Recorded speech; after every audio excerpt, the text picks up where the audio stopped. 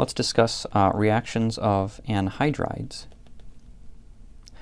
We'll see that they're interesting, but possibly less useful than chlorides for reasons we'll get into.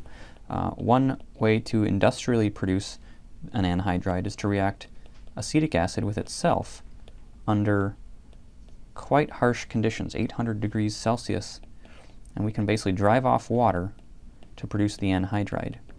And this is how acetic anhydride is produced in industry. It is the most common anhydride. It doesn't work as well for other anhydrides.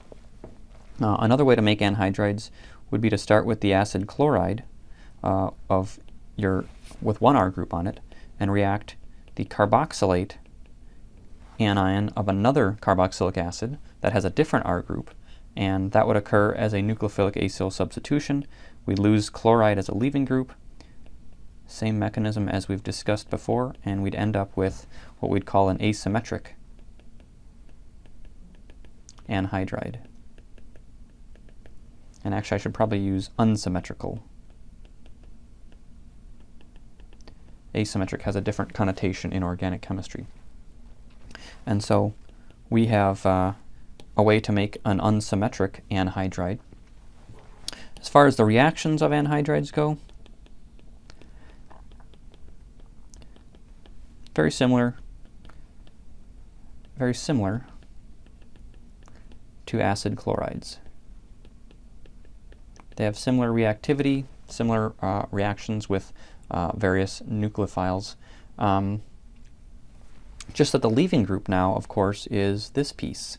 So it's a little bigger than a chloride, which actually causes more waste. So we're losing half of our molecule when we react this in a nucleophilic substitution reaction. So it's oftentimes better to use the acid chloride. And let's say we wanted to add a methyl acyl group, and I chose to use this unsymmetrical anhydride for some reason, and I'm reacting that with this weak nucleophile. There's really equal probability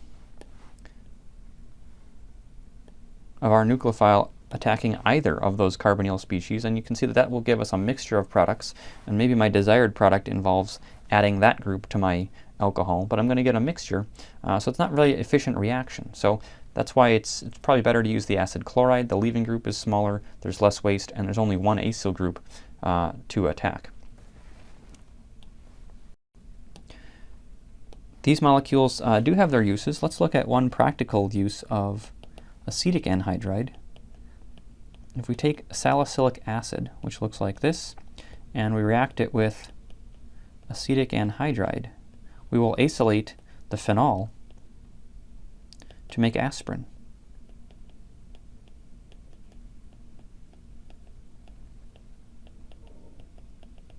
So acetic anhydride does have its uses in industry, and most likely when the chemist who's running this reaction is finished, he or she will collect the byproduct given off, the carboxylate leaving group, and reform acetic anhydride from that, so that can be recycled.